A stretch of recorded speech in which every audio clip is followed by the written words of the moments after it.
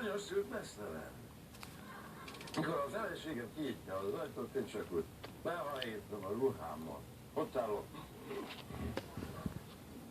Utcéról mindig megsajnálva ezt. Azt mondja a másik részeg. Te ez tényleg nagyon jó kis boxer. Megy fel a másik részeg, belekapja a szült mesztelenre, kinyit az ajtó, puff, be az összes cumó, ekkor megszólal egy hang.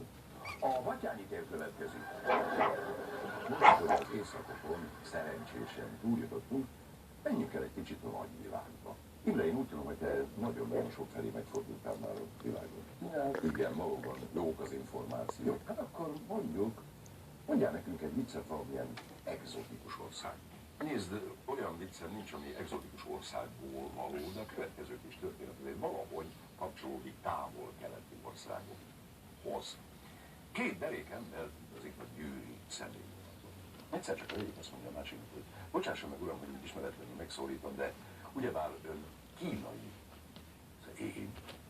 Nem vagyok kínai, nem vagyok. Szóval nem kínai. Eltelik egy kis idő, megint megszólal az első.